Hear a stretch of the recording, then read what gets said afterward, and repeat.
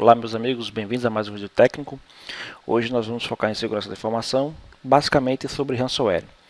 Eu vou tentar passar para vocês aqui umas dicas básicas, para a gente se proteger dessa ameaça. O ransomware ele tem causado na verdade muito transtorno aí nas empresas pelo mundo afora, criptografando discos de computadores, servidores, ou seja, fazendo com que essas máquinas não sejam mais acessadas, ou às vezes até com criptografia um pouco mais simples, mas não menos complicada, que é no caso da criptografia somente dos dados, somente dos arquivos. Você continua tendo acesso ao computador, mas os dados estão criptografados. Então existem vários tipos de ataques de ransomware, entre esses mais básicos como os mais pesados, como eu falei antes, onde você nem consegue acessar o computador. Então, o que eu vou passar aqui para vocês hoje são algumas dicas básicas para se proteger dessa ameaça. E se no caso, se houver uma infecção, o que fazer, que procedimento nós devemos tomar, que caminho devemos seguir para tornar aí o impacto do estrago dessa ameaça o menor possível, De preferência, é claro que a gente não perca dados, mas dependendo da situação, dependendo de como está, por exemplo, digamos assim, as políticas de segurança da empresa, as políticas de segurança, seja do seu cliente ou da empresa onde você trabalha, então algumas coisas podem facilitar ou dificultar a tua reação, digamos assim, ao ransomware, ok? Bom, vamos ver aqui basicamente o seguinte. Um pouco da história do ransomware, o que é o ransomware, algo bem simples, até porque isso é uma coisa que a gente vê diariamente na internet, vê diariamente aí nas notícias, então não vou chover no molhado, tá? Vou só fazer uma explicação rápida, até porque é importante mostrar um pouco desse conceito. O ataque do ransomware, como ele acontece, na verdade ele pode ser, assim, o ataque do ransomware ele pode ser de diversas formas, As mais conhecidas é através de falhas através da porta 3389, RDP, acesso remoto do Windows, ou através de phishing, através de e-mails onde chega aquele e-mail malicioso para o usuário, ele acaba abrindo aquele e-mail que vai ter aí um código malicioso que vai abrir as portas, digamos assim, do computador para que o malware entre no computador e aí faça a criptografia dos arquivos. A gente vai ver basicamente aqui numa imagem como que isso acontece, certo? E aí também nós vamos, como eu falei, nós vamos ver como evitar essas dores de cabeça com esse cara, tá? Pelo menos, no mínimo aí, reduzir bastante o impacto. Bom, é um tipo de malware, ransomware, um tipo de malware projetado para criptografar a área de armazenamento de computadores, servidores, tornando os dados inacessíveis até que o resgate seja pago. A Microsoft e as empresas de segurança, os especialistas indicam que você não pague por esse resgate, tá?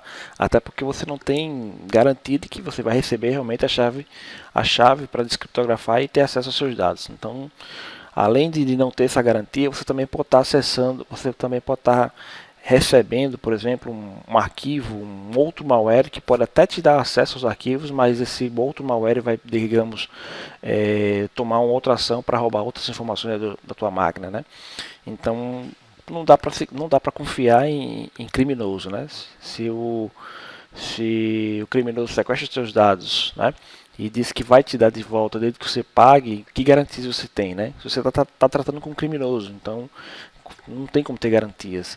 Então o ideal é que você se previna, realmente você tome as medidas necessárias para que você, ao passar por uma situação de ataque de ransomware, você consiga reagir da melhor forma possível. Tá? Os dados do sistema, da vítima são bloqueados, e como eu falei, o hack exige uma taxa e normalmente vinculado a um pagamento na moeda virtual que é o Bitcoin, tá? Prometendo liberar os dados após o acesso. Então, como eu já disse anteriormente, não tem garantias, Você não tem como saber realmente que, assim, não tem como ter certeza de que você realmente vai ter acesso aos seus dados novamente, tá? Então, muito cuidado. Prefira não pagar. Evite pagar não só por isso, pela questão de não ter essa garantia, como também você vai estar alimentando um mercado criminoso. Então você está tornando aqui esse tipo de ação, esse tipo de crime rentável. Se todas as pessoas que tiverem problemas com ransomware, né, as empresas forem pagar os resgates, então isso vai incentivar a criação de novos ransomwares, já que o negócio é rentável, já que o pessoal paga, então vamos fazer aí com que o negócio funcione, né, digamos assim, financeiramente, tá? Então não incentivem esses hackers a criar novos ransomwares, né, através do seu pagamento. Bom, o ataque ele acontece da seguinte forma, tá? Isso aqui é só um dos exemplos de ataque de ransomware, ok? Primeiro, né? Vamos aqui o método, por exemplo, de phishing, né? Que é por e-mail. Primeiro, o atacante ele vai te enviar, né? Ele vai enviar para a vítima um e-mail, tá? Esse e-mail vai chegar para o usuário normalmente desorientado, aquele usuário mais, digamos assim, aquele usuário que não se liga muito nas políticas de segurança, usa o computador de uma forma mais tranquila, vamos falar dessa forma, né? Sem se preocupar com nada. Só usa o computador, lê os e-mails, não procura saber a origem, né? A fonte daquele e-mail. Então acaba sendo vítima fácil desse tipo de ataque. Ao abrir o arquivo, né, aliás, ao abrir o e-mail, tá? Abrindo ali o link que está naquele e-mail, automaticamente o malware é desempacotado, né, e executado na máquina, tá? Esse aqui não é o malware do ransomware em si, é um malware que vai fazer um contato com a rede CIC, né, Command e Control, essas redes botnet, né? E aí, ao fazer o contato com essa rede, ele vai buscar o código malicioso, né, com a chave pública, que vai entrar no computador e vai fazer a criptografia, né, vai criptografar os dados, ok? Então, ao fazer essa comunicação aqui, o código malicioso, de fato, que faz a criptografia, vai entrar, tá? Enfim, criptografar os dados, seja somente pastas ou o disco inteiro. E tem um outro problema, né? Ao entrar nesse computador, e aí ele vai para esse passo aqui, que é o passo ao passo 4, né? Depois do passo 4 vai para 5, que é justamente os arquivos criptografados, tá? E aí vem aquela mensagem, né? Aquela imagem mostrando que seus arquivos foram criptografados e que você vai precisar pagar para ter acesso a ele. O ransomware ele se espalha de uma forma muito fácil pela rede, tá? Então ele procura compartilhamentos de outros computadores, né, e servidores para poder fazer um estrago maior. Então, quanto mais arquivos ele criptografar, melhor, né? Então cria ali aquele desespero para o usuário. Então ele entra na máquina do usuário, criptografa os arquivos e aí sai através do protocolo SMB, né? Protocolo de compartilhamento do Windows, tá? Vai pela rede procurando outros computadores, compartilhamentos e criptografando os arquivos desses outros computadores, tá? E aí a gente tem que tomar medidas para evitar que o vírus se espalhe, né, de forma fácil na rede, né? A gente vai ver aqui algumas dicas de como fazer isso, tá? E aí a comunicação aqui, né, o usuário é feita a comunicação com o usuário, na verdade, através da rede Tor, né? Ou seja, se o camarada faz o pagamento, né? Se o usuário faz o pagamento e se realmente o atacante for entregar a chave para descriptografar os arquivos, então há essa comunicação aqui, né? Para que a chave seja entregue. Lógico, o pagamento aqui, ó, foi recebido, né? Aí ele vai e manda a chave, tá? A chave privada para que você consiga descriptografar esses arquivos, ok? Mas como eu já disse antes, não temos garantia quanto a isso, né? Então é basicamente dessa forma um dos ataques de ransomware, né, através de phishing. Tem também os ataques através de RDP. Se vocês procurarem, por exemplo, na internet, vocês vão ver vários tipos de ransomware. Se você procurar aí, tem vários, né? Tem o Petya, tem o WannaCry, que são alguns famosos aí que a gente, né, andamos combatendo aí por exemplo, no ano passado. Mas enfim, além de você na internet conseguir encontrar os tipos de ransomware, vocês vão também encontrar os tipos de ataque, tá? Então isso aqui é só um dos tipos, né, de ataques de ransomware, tá? Então, vem aí algumas dicas interessantes, né, algumas dicas importantes que você pode estar seguindo para se proteger desse cara, tá? Então, vão ser umas dicas aí para se proteger dos estragos provocados pelo ransomware. Por exemplo, tem um bom antivírus corporativo com recursos de endpoint que possua algumas dessas funções ou semelhantes, né? Como por exemplo anti-lock, anti-decrypt, anti-ransomware, né? Exploit prevention, né? E se possível, né? Com tecnologia de machine learning, né? De aprendizado aí, usando a inteligência artificial, né? Então hoje as soluções de endpoint, as mais famosas, por exemplo, estou investindo pesado também nessa questão do comportamento, né? Aprendendo com o comportamento das máquinas, dos vírus em si, né? Então, usando aí machine learning, usando também inteligência artificial para ajudar a combater os malwares, tá? Certifique-se de que todos os desktops e servidores estão protegidos, ou seja, que você tem esse endpoint, esse antivírus instalado em todas as máquinas, ok? Não use roteadores ou simples sistemas de proxy para prover internet para os usuários. Adquira ou pelo menos contrate em forma de comodato um equipamento de UTM, os famosos firewalls da nova geração, né? Os sistemas de UTM são firewalls que não vão só fazer o filtro de portas, né? O ACL de portas, porta 80, porta 443, porta 3389, porta 21, enfim, você controla, né, as portas tanto na saída como na entrada através do firewall. Só que o TM, além de fazer isso, ele também tem funcionalidades que te ajudam a mitigar ao máximo as vulnerabilidades e a barrar os ransomwares, como por exemplo, eles vêm com antivírus próprio, né, para fazer a inspeção no tráfego entre a tua rede interna e a internet e entre outras redes, né? De repente, se você tiver uma DMZ ou tiver outros segmentos de rede, por exemplo, uma rede que tem um campus com várias VLANs, com várias redes espalhadas geograficamente, então, e você pode fazer com que o tráfego entre essas redes seja também verificado pelo antivírus do TM. Então ele também tem o IPS, ele também tem a parte de ATP, onde ele vai, por exemplo, detectar as ameaças avançadas, né? O IPS, que vai detectar os ataques e bloquear ataques do tipo DDoS, ataques do tipo de SQL injection, enfim, o IPS ele foi feito para detectar esses ataques, mas também ele está ali fazendo um trabalho, digamos ali, junto com ATP, junto com antivírus, dependendo do modelo do equipamento que você tem, inclusive, tem equipamentos que o IPS ele trabalha integrado com ATP e com antivírus para justamente detectar as redes botnet, por exemplo, e detectar, né, esse tráfego de saída para redes botnet e bloqueá-los, né? bloquear esse tipo de tráfego, que aí é onde está, por exemplo, as redes botnets, a rede store, por exemplo, é onde está a fonte, digamos assim, de código malicioso para ransomware. Outros equipamentos já usam, por exemplo, o DNS Filter, né, para poder ter uma lista de endereços FQDN, né, ele já tem uma lista negra, vamos dizer assim, de endereços FQDN que são maliciosos, que devem ser bloqueados, né? E o UTM vai bloquear o acesso a esses endereços, né?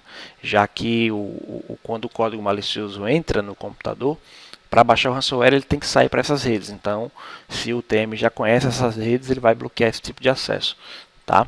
Então, use também o Windows Server Update Service, né, o WSUS da Microsoft, para detectar diariamente as atualizações críticas, né? Atualizar aí, detectar essas atualizações críticas, né, principalmente de segurança, e aplicar nas suas máquinas. Eu não sei por que ainda tem empresas que fazem, né, empresas até com um número bom de computadores, a princípio aí 30 computadores, por exemplo, é um númerozinho interessante, né, para você ter que, assim, para você ter que administrar a atualização de 30 computadores, você consegue, só que aí você pode facilitar isso, né? Não sei por que algumas empresas fazem resistência em ter um WSUS na rede, tá?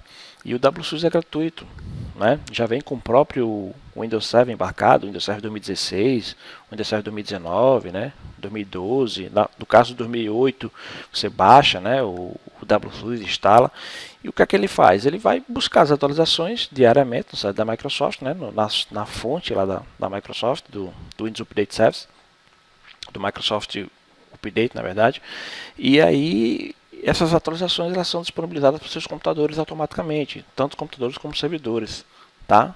Claro que você vai ter que tomar um cuidado de homologar primeiro essas atualizações para depois aplicar, mas de uma forma bem automática, né? Baixou, aplicou, ele coloca em todas as máquinas ao mesmo tempo, ao invés de você ter que controlar isso de forma individual.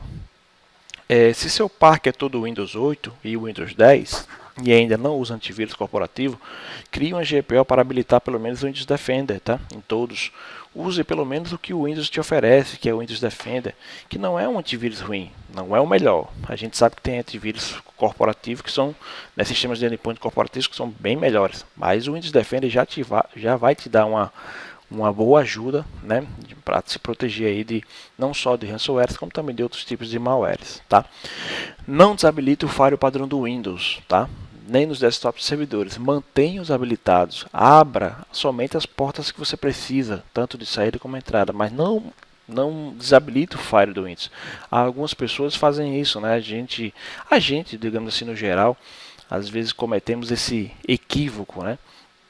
Eu instalei uma aplicação aqui, aí não está dando certo, tem algumas portas que tem que liberar, e você vai desabilitar o firewall do Windows, a aplicação funciona, mas aí você deixa o seu servidor, né, o seu desktop vulnerável, porque sem firewall, qualquer malware, qualquer código malicioso que entrar na tua máquina ou entrar no servidor e precisar acessar uma porta específica na saída, vamos dizer assim, para acessar uma rede externa para baixar códigos maliciosos, ela vai conseguir fazer, né? Ou então até mesmo permitir que outros malwares externos acessem seu servidor, né, através de uma porta específica que deveria estar fechada, né, e não está porque você desabilitou o firewall do Windows. Então tem que tomar muito cuidado com isso, tá? Desabilite todos os compartimentos administrativos nas estações de trabalho. Pois é, aqueles compartimentos, perdão, aqueles compartimentos administrativos C, D, E, né, que tem um cifrão, tem um dólar, né? Se você puder, não, oriento que você desabilite isso no registro do Windows, né? Eu diria até que se puder, porque tem algumas aplicações que exigem o acesso a esses compartimentos administrativos, né? Principalmente os antivírus, né? Vários antivírus funcionam acessando esse compartimento administrativo. Mas enfim, podendo, desabilite esses caras, tá, esses compartimentos administrativos, porque, como eu falei, o malware, né, no caso o ransomware, ele se espalha pelos compartimentos. Então, se ele não encontrar os compartimentos padrão que você criar de uma pasta, por exemplo, você compartilha uma pasta no desktop que é para usuários colocarem documentos, ou até mesmo em servidores, se o ransomware não encontrar esse tipo de pasta, ele vai procurar os administrativos para poder infectar essas máquinas. E aí você tem que tomar, né, também aí outra ação que digamos assim faz parte dessa medida de segurança. Você tem que tomar muito cuidado com os compartilhamentos em servidores de arquivos, tá, e aplicativos. Dê permissão de acesso somente a usuários autorizados. Restrinja o número de usuários com permissões de alteração nesses compartilhamentos, tá? Ou seja, não vai dar permissão de alteração para todo mundo, né? Todo mundo tem acesso a uma pasta específica onde eles podem fazer alteração nessa pasta. Restrinja, deixe somente os usuários que realmente precisam alterar aquela pasta. Porque se um malware se apoderar do login de usuário, ele vai usar suas credenciais para criar arquivos, criptografar os arquivos, enfim, mexer naquelas pastas, né, fazer alterações naquelas pastas, tá? E infectar os documentos. Então, além de restringir o número de pessoas que têm autorização para mexer em determinadas pastas, né, veja também a questão de número de usuários, né, número de usuários que você vai ter na sua rede acessando compartilhamentos espalhados pelos seus servidores, tá? Tanto de aplicativos como de file server, tá? File server é mais difícil você desabilitar os compartilhamentos, né? Porque já está dizendo, é um file server, então ele tem que ter realmente os compartilhamentos abertos, tá? Então isso aí não tem muito o que fazer não, mas é aí onde você vai ter que tomar cuidado, por exemplo, com essa questão das permissões e também o backup, né? Tem que ter backup. E se você desabilitar, se você puder desabilitar os compartilhamentos administrativos do maior número de máquinas possível, então você reduz e muito o campo de atuação do ransomware, né? Então, se você tem 100 computadores na rede e você conseguiu, por exemplo, desabilitar os compartilhamentos administrativos de 90 computadores, então você vai ter só 10 que tem compartilhamentos porque precisam. Então, você vai ter só aqueles 10 computadores que tem esses compartilhamentos, então o vírus vai ficar por ali, digamos, naqueles 10. Né? Os outros que não têm compartilhamento nenhum, então eles não vão ser vítimas do vírus. Outro recurso que pode nos ajudar nesse tipo de situação são as VLANs. Tá? Então, se você tem suítes gerenciáveis e você pode criar VLANs, você procure segmentar sua rede em VLANs, a rede do departamento administrativo, a rede do departamento financeiro, a rede da TI, a rede dos servidores.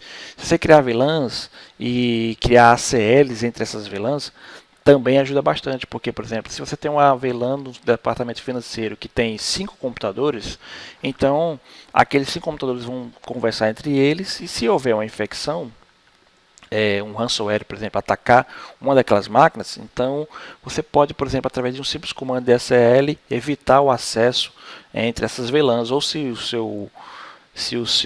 a conversa entre as VLANs for gerenciada pelo seu firewall, você vai lá no seu firewall e corta o acesso daquela VLAN com as outras VLANs. Pronto. O ransomware ele vai ficar circulando somente naquela VLAN do financeiro, por exemplo. Então fica mais fácil de você tratar 5 computadores do que você tratar uma rede inteira. Não é verdade? Usuários de rede não devem ter permissão do administrador local dos desktops e servidores, tá? Então evitem esse erro que é muito comum encontrar por aí. Dar poderes administrativos a computadores, né, em computadores para usuários, porque determinadas aplicações só funcionam assim. Tem aplicações que só funcionam quando o usuário é administrador da máquina. Né? Aplicativos aí desenvolvidos por algumas software houses que exigem esse tipo de coisa. Tá? É um erro, né? Um equívoco. Então evitem esse tipo de situação. Procurem, por exemplo, o meu software RP só roda dessa forma. Não, fala com a empresa que desenvolveu esse RP e pede que ele rode sem precisar desse tipo de permissão aos usuários. Tá? Então tem que encontrar alguma solução nesse sentido. Bloqueie os acessos remotos via RDP. Tá? Windows Remote Desktop, né? Diretamente no IP público do link de internet para clientes e parceiros, né? Ou seja, evite liberar o acesso remoto a servidores somente pela internet. O cara vai lá, bota o IP público, né? No Remote Desktop, conecta, né? E conecta o seu servidor pela internet usando a porta 3389. Evite esse tipo de situação, tá? Liberar a porta 3389, deixar ela exposta na internet. Procure então usar VPN, tá? SSL VPN, por exemplo, ou publicação daquele servidor via web SSL, tá? As ferramentas de UTM, por exemplo, os equipamentos de UTM, eles têm esse tipo eles têm essas funções, né? SSL VPN, onde o cara coloca um agente, né? O usuário instala um agente na máquina e se conecta na rede da empresa, né, com usuário e senha, claro, através de VPN segura, usando SSL. E aí só depois de conectado é que ele vai poder ter acesso aos recursos da rede e via regras de firewall você consegue dizer o que ele consegue acessar, né? Ou seja, não é simplesmente fechar um túnel de SSL VPN e já tem acesso a toda a rede. Não, você pode dizer que aquele cara só tem só tem acesso a uma máquina específica, né? Ou você pode publicar essa máquina numa página web SSL, tá? Então é mais fácil de você gerenciar, digamos assim, a segurança no acesso aos teus equipamentos, aos teus servidores. Mantenha atualizados os backups de arquivos, de banco de dados, de máquinas virtuais, e se o servidor onde a ferramenta de backup está instalada for o Windows, desabilite todos os compartilhamentos, incluindo os administrativos. Isso aqui você pode fazer no servidor tranquilamente. Se você tem um servidor Windows que tem, por exemplo, uma ferramenta de backup, você pode, por exemplo, e essa ferramenta de backup ela pega arquivos que estão no próprio disco ou arquivos que estão em pastas espalhadas pela rede. Então, como essa máquina precisa acessar, né? Então, beleza. Esses compartilhamentos existem, a máquina vai lá e pega, né? O software de backup vai lá, pega os dados e copia para um HD ou para uma fita ou até mesmo para a nuvem. Só que no caso dos seus compartilhamentos internos, esses caras podem ser desabilitados, porque a máquina vai sair para buscar, então não precisa que as máquinas, né, os outros computadores acessem seus discos, acessem os discos do servidor de backup para, enfim, para alterar arquivos. Então não há essa necessidade. Então você pode desabilitar todos os compartilhamentos do seu servidor de backup, né, para que só tenha um meio só tenha um fluxo, né, um caminho para esse fluxo, ou seja, o servidor de backup ir buscar os arquivos, seja onde eles estiverem, né, e não as máquinas acessarem o servidor de backup. De preferência que se concentrem, né, esses dados no disco do próprio servidor de backup, tá? Que ele pegue essas informações na rede, guarde, por exemplo, dentro do seu HD, para depois o agente de backup, aí, o software, mandar esse backup para a fita, para um HD externo, né, para a nuvem, enfim, dependendo do tipo de solução que se usa para backup. Tem a solução de backup na nuvem com versionamento e retenção de pelo menos uma semana, por exemplo, pois se o ransomware infectar uma pasta, mesmo que esta suba para a nuvem no processo de sincronização, você pode restaurá-lo usando o versionamento. Então, por exemplo, o Azure, né, o Microsoft Azure Backup, você cria lá as suas rotinas de backup, né, estou dando um exemplo com o Azure, você cria a sua rotina de backup e manda ele criar restore point, por exemplo, de uma semana. Você cria política de retenção, né, para que ele guarde aí por X meses, por exemplo, mas você pode ter os versionamentos através de Restore Points. Você diz, quero manter aí 20 dias, 2 semanas, por exemplo, de Restore Points. Então, a ferramenta de backup, nesse caso aqui, o Azure, ele vai fazer backup de um dia, outro dia, até criar 15, né, são 2 semanas, até criar 15 pontos de restauração. Então, se você chega para trabalhar na segunda-feira, por exemplo, e viu que entrou um ransomware no domingo e criptografou os dados daquele servidor, teu servidor de arquivos, por exemplo, então você tem 15 versões daqueles arquivos, né, para trás. Então é só você ir no dia anterior ou no outro dia, enfim, você vai voltando aí os 15 dias e pega os arquivos e restaura, né, os arquivos dessas versões anteriores e restaura. Então, é uma vantagem do backup na nuvem, tá, pessoal? Se possível, optem por isso, adquiram um backup na nuvem, tá, para poder tá te ajudando aí a restaurar de forma fácil os dados quando forem criptografados. Sejam arquivos do próprio file server, como arquivos de backup do banco de dados, ou arquivos de backup das máquinas virtuais, né? Você que usa um Vim, por exemplo, Backup Replication, ou usa um Vembo para fazer, ou qualquer outra ferramenta de backup de máquinas virtuais, guarda o backup dessas máquinas virtuais numa pasta, né? E aí você pede para a ferramenta de backup subir isso para a nuvem também, porque se você perder todo o seu ambiente, perder suas máquinas virtuais, seja por ataque de vírus ou até por um problema de infraestrutura, você tem como criar novamente essas máquinas virtuais através de backups, e esses backups estão na nuvem, basta que você baixe eles e restaure na sua infraestrutura, seja com VMware, seja com Hyper-V, seja com ZenServer, enfim, ou com qualquer outra plataforma de virtualização. Bom, aqui é uma imagem simples, né? Antes de eu mostrar aqui uns procedimentos práticos, uma imagem simples do WSUS, aquela ferramenta que eu falei de atualizações da Microsoft. Você tem aqui, por exemplo, um servidor WSUS, que eu repito, é uma ferramenta gratuita. Esse cara ele se comunica com o Microsoft Windows Update, né? Lá na nuvem da Microsoft, pega as atualizações de segurança, as atualizações críticas, por exemplo, de correção de bugs, né, falhas de sistema operacional, de Office, enfim, de todos os aplicativos, de todos os programas da Microsoft, e aí ele vai aplicar nos seus desktops e servidores, tá? Você, lógico, você vai dar uma olhada, vai aprovar, e aí depois de aprovar ele vai aplicar automaticamente nos seus servidores e desktops, e você pode, lógico, também determinar horário, determinar se as máquinas vão ser reiniciadas ou não, enfim. Então aí o legal é que você vai ter todo o seu parque, né, de servidores e desktops atualizados através de uma única ferramenta. Aí você tem, por exemplo, 100 computadores, então você tem como controlar isso, gerenciar através de relatórios quais são as máquinas que estão atualizadas e as que não estão atualizadas, ou seja, uma forma bem mais fácil de você aplicar as atualizações das máquinas, né, ao invés de sair fazendo uma por uma, né? Ok? Então, quem não usa WSUS, é melhor começar a pensar, né? Melhor começar, na verdade, a usar, não é nem pensar. Use porque a ferramenta está aí para isso. Bom, um pouco de prática do negócio. Deixa eu mostrar aqui para vocês.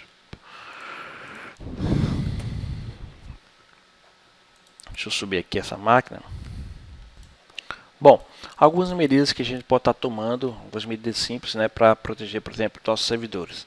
Eu tenho aqui uma máquina, né, um servidor com Windows Server 2019, tá? Eu instalei necessariamente o Windows 2019 aqui, que é para mostrar uma funcionalidade interessante. Vamos lá. Na parte de segurança, né, são coisas que, né, são coisas que podem estar nos ajudando, né, vão nos ajudar, por exemplo, a combater, por exemplo, o ransomware. Se você vem aqui em Windows Security, você vai ver que o que? Você vai ver aqui no Windows Security do Windows que ele tem, né, o Fire habilitado, um controle de aplicações, né, dispositivos seguros. E aí eu tenho aqui, ó, vírus, né, vírus e touch protection. Se eu clicar aqui, ó, eu quero mostrar para vocês uma novidade do Windows Server 2019, tá? Ele está ativo, né? Atualmente está funcionando, beleza. Aí se eu vim aqui, ó, em vírus e third protection settings, né? Settings, manage, real time protection, cloud delivery protection, e aí eu tenho esse cara aqui, ó. Deixa eu mostrar aqui para vocês. Pronto, controle de acesso às pastas, né? Control folder access. Então, manage. Olha o que eu tenho aqui, ó. Ransomware protection. No Windows Server 2019, tá? No Windows Server 2016 você não tem isso, nem em 2012, claro. Então, o Ransomware Protection é uma novidade que vem no Windows Server 2019, que permite que você defina quais pastas vão ser protegidas, tá? Que pastas ele deve monitorar para evitar, por exemplo, ações de ransomware. Então, você tem um file server e você tem aí muitos arquivos importantes. Você pode chegar aqui no Windows e dizer, ó, cara, protege essas pastas aqui contra ransomware porque elas são importantes. Então o Windows ele vai tratar, né, de defender essas pastas, né, monitorar essas pastas, e qualquer ação de criptografia vai ser detectada e vai ser barrada, tá? Então posso clicar aqui, ó, adicionar e proteger a pasta e digo, né, uma pasta aqui, dados, por exemplo. Então ele vai monitorar essa pasta aqui, ó. Beleza? Então isso faz parte do Windows Defender, né, do Windows Server 2019, beleza? Então, essa dicasinha aí para vocês usarem no seu servidor 2019, caso já estejam trabalhando com ele, beleza? Bom, outra coisa que eu quero mostrar é isso aqui, ó. O que é que pode nos ajudar também digamos assim, a nos recuperar, né, de um ransomware? Lembram da história do versionamento do Windows Backup, né? Falei do Microsoft Azure Backup. Então, Azure, né? Azure, enfim. Então, eu disse que a gente pode criar versões, né? Então, essas versões de arquivos, né? De vários dias, por exemplo. Então, seria o mesmo conceito, por exemplo, do Shadow Copy. Só que o Shadow Copy você vai fazer local aqui na máquina, né? Ou seja, não está na nuvem, é direto no disco. Então pode ser no Windows Server 2012, pode ser no Windows Server 2008, pode ser no Windows Server 2016, tá? 2019. Que é basicamente o seguinte: você vai clicar aqui em cima do disco, por exemplo, esse aqui é o meu disco de dados, tá? Vou clicar aqui, ó, botão direito em cima dele, configure Shadow Copies, tá? E vou habilitar. Que é a famosa cópia de sombra, né?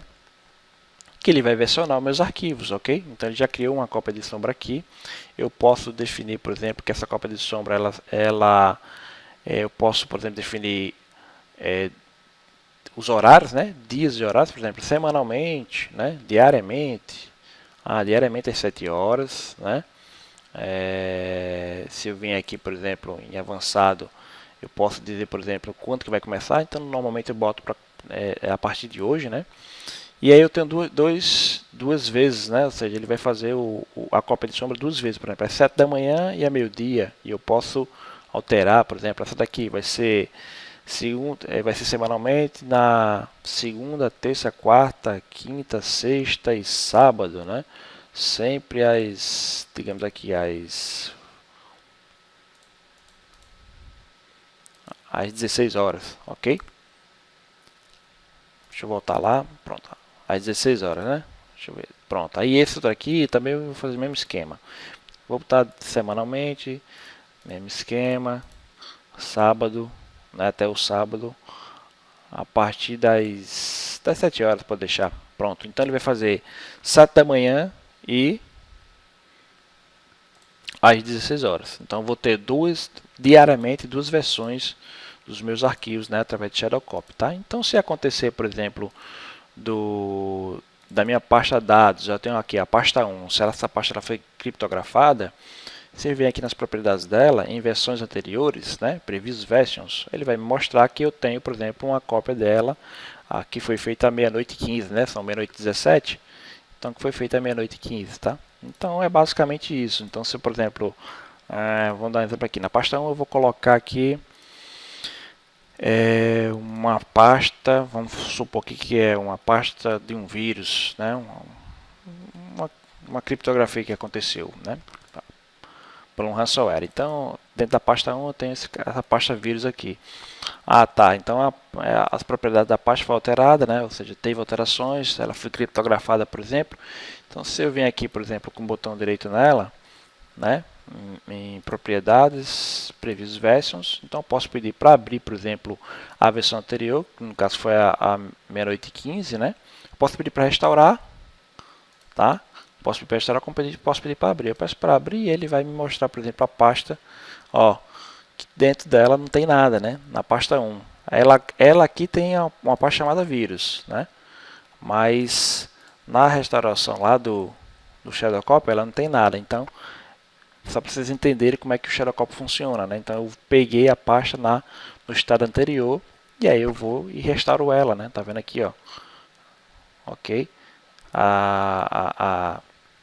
O dia, né? No caso o dia e a hora, né? No caso que foi feita a alteração, tá? Beleza? Então posso, por exemplo, ou se eu fizer um cenário diferente, eu tenho aqui a pasta 2, aí dentro dessa pasta 2 eu tenho, por exemplo, vamos dizer aqui, arquivos, né? Arquivos 1 e arquivos 2, tá? Só pra gente dar um.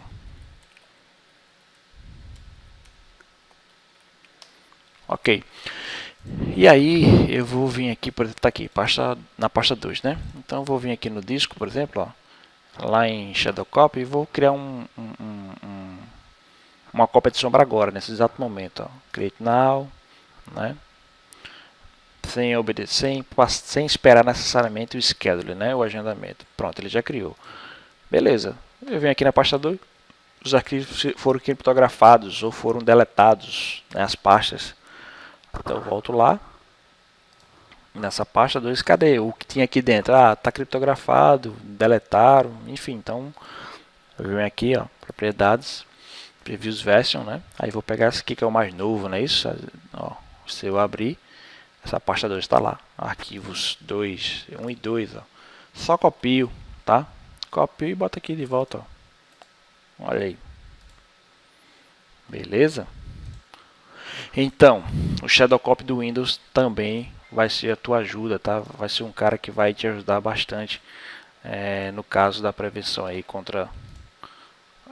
Não é nem a prevenção, seria no caso de se recuperar de um ataque de ransomware, né? Ou seja, eu tenho as versões dos arquivos em dias anteriores, né? 2 cópias por dia. Ele mantém um histórico de até 30 dias, tá? Então aí você pega os dias anteriores aí e restaura. E outra ferramenta importante é o Windows Backup. Só que ao invés de mostrar o Windows Backup, vou mostrar essa ferramenta aqui para vocês, ó. Esse cara aqui, ó, é gratuito, tá? Deixa eu até abrir aqui a página dele. O Vim Agent para Microsoft Windows Free, né? Ó, backup simples e gratuito para o Windows em qualquer lugar. Olha que bacana. Você pode fazer backup para o seu HD externo, você pode fazer backup para uma pasta na rede, enfim, para um HD interno, usando o próprio backup usando o Vim, né, o agente do Vim gratuito. Claro que para fazer backup para HD interno, aí já foge um pouco da nossa ideia, né, de segurança contra ransomware. Então, se eu faço backup no próprio HD, na barriga do servidor, então não é um backup, vamos dizer assim, né? Se o ransomware invadir o disco, ele vai criptografar tanto os dados como também os backups. O ideal é que fique no disco externo ou que fique e que você desconecte esse disco externo, né? Um disco USB, por exemplo, uma unidade da SCSI, enfim, uma unidade de rede. De alguma forma você tem que cortar esse acesso depois, tá? Ou faz o backup usando o Vim, né? E guarda de uma pasta para uma outra ferramenta pegar, por exemplo, esse backup, que pode ser, por exemplo, a ferramenta de nuvem. Se bem que, no caso das ferramentas da nuvem, como a da AWS e Azure Backup, eles já fazem isso automaticamente, né? Ou seja, ele não precisa de uma outra ferramenta, eles já podem buscar as pastas automaticamente, né, dentro do HD do servidor e copiar. Mas enfim, só para vocês entenderem, então, né, mostrar que tem essa opção aqui, ó, o Vim Agente para Windows, né? Deixa eu instalar ele aqui. Tô vendo que o vídeo está ficando um pouco longo.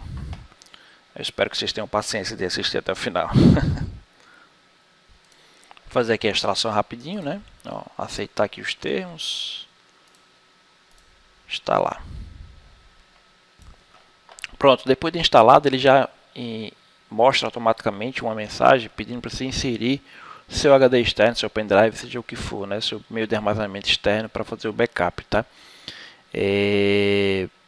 Como eu estava falando, o backup, por exemplo, no disco interno, não, apesar de ser possível, não é viável porque você sabe que se uma malware vier infectar o disco, infecta tudo, os arquivos e o backup. Então, por isso a ideia de usar um dispositivo externo, né? Eu vou marcar aqui, ó, pular, né, que eu vou configurar isso depois, tá?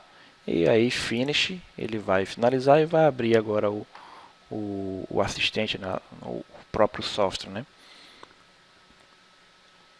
Que ele está pedindo para criar uma imagem, né, de boot, uma imagem da máquina, tá?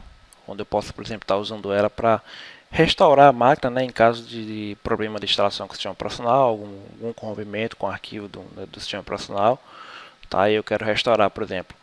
Ok? Então aí seria, no caso, criar uma mídia, né, de restauração. Eu não vou fazer isso agora, vou cancelar aqui.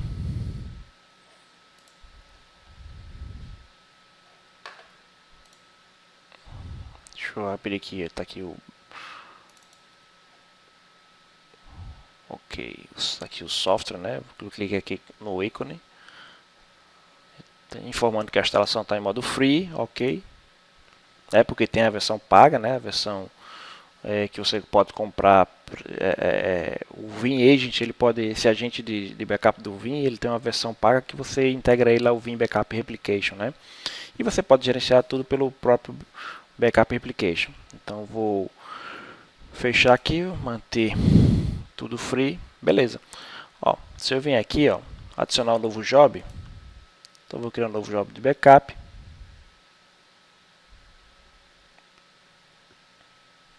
Tá, e vou selecionar, no caso aí eu vou dizer se você fazer o backup do arquivo do computador inteiro ou de um volume, né, ou de arquivos, né, ou seja, somente de volume, somente de arquivos. Então eu vou dizer, ó, vou fazer backup só desses arquivos, né? Vamos essa unidade aqui, por exemplo. Ok? Somente arquivos, ó, file level. Se eu botar tudo, marcar tudo aqui, ele vai colocar como volume, né? Ele vai entender que vai fazer backup do volume inteiro. O destino, disco local, pasta compartilhada, Vim Backup Repository, que é para guardar lá no repositório, lá no caso do próprio Vim, né? Se você tem um servidor lá, tem uma máquina com Vim Backup Application, então ele tem os repositórios de backup. Então você pode dizer que vai guardar no Vim Backup Application, né? No repositório dele. Aí você botar aqui o caminho, o IP do Vim, da máquina do Vim. Você vai colocar aqui o usuário e senha, ok? E aí ele vai encontrar o repositório onde o Vim Backup Application guarda seus backups e aí ele vai jogar para lá, também, tá? Vai guardar concentrar tudo na máquina do Vim, né? Pasta compartilhada ou storage local. Aí você vai dizer, não, eu vou guardar, por exemplo, aqui na unidade C, tá? Uma pasta chamada C Vim Backup. E aí eu posso, por exemplo, depois de selecionar aqui, né? Eu posso colocar, por exemplo, o número de dias, né? Em que ele vai reter, né? No caso aqui vai manter por 14 dias, né? E aí eu vou escadular aqui, ó. Vou avançar aqui e aí vou escadular, dizer, no caso, colocar o agendamento, né? Vai ser todos os dias, né? Every day, ou só na semana, enfim. Escolher os dias da semana. Por exemplo, vai ser aqui nesses dias, ó. Menos no domingo, por exemplo. Sempre à meia-noite, né? Beleza? Então tem essa opção aqui. Se o computador estiver desligado, o que é que vai acontecer? Ele vai fazer o backup quando a máquina for ligada, tá? Então a máquina está desligada, beleza? Aí deixou de fazer o backup. Quando a máquina quando você ligar o computador, o servidor, ele vai fazer o backup automaticamente assim que a máquina for ligada, tá? Ou seja, o backup é todas as noites, todos os dias à meia-noite, tá? Só que aí teve um dia que a máquina estava desligada. Então, quando você ligar, ele não vai esperar chegar à meia-noite. Ele vai automaticamente, ele já detecta, né? O agente do Vim detecta, opa, eu não fiz backup na última meia-noite, eu não fiz. Então, eu vou logo fazer agora que a máquina foi ligada. É isso que ele vai fazer, né? E aqui no caso, se você botar skip backup, ele vai pular, ou seja, ele vai esperar realmente, ele não vai fazer o backup, vai esperar chegar o próximo horário, ou seja, esperar da meia-noite novamente. E aqui embaixo eu tenho outras opções, por exemplo, após o backup, o que fazer? Bloquear, né, log off da máquina ou desconectar, no caso aí, né, desconectar o alvo. Ele coloca aqui, ó, when backup target disconnect. Aí o que você vai fazer? Ó, ejetar, tá? Essa opção aqui, ó, que ele chama de Crypt Lock Protection, o que é que ele vai fazer? Você está fazendo backup no HD externo, então ele vai automaticamente, depois que ele executar o backup, assim que ele finalizar, automaticamente ele vai ejetar o teu HD externo, o teu pendrive, seja o que for, Crypt Lock Protection. Né? Porque aí você tem aquela preocupação, faz o backup, mas aí um belo dia de madrugada, um ransomware chegou, infectou a máquina e infectou também o HD externo, ou seja, infectou os backups.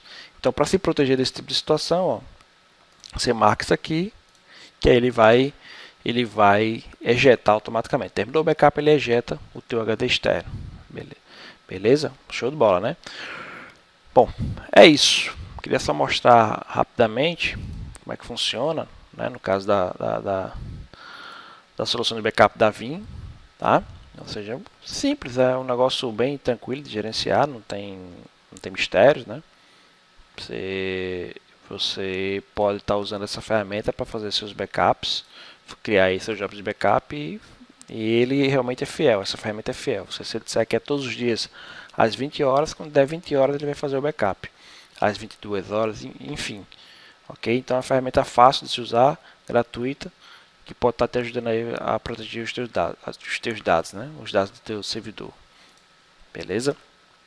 Bom, e uma dica final, protejam seus computadores, né? Protejam sua rede, na verdade, como um todo, né?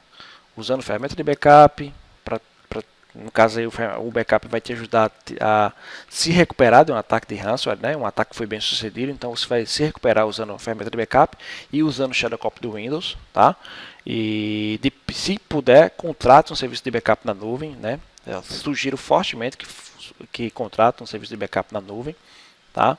E aí vem a questão da proteção dos equipamentos através de endpoints que tem, por exemplo, o Sophos Endpoint com InterceptX, né, InterceptX, que é a ferramenta da Sophos, por exemplo, para proteção contra ransomware.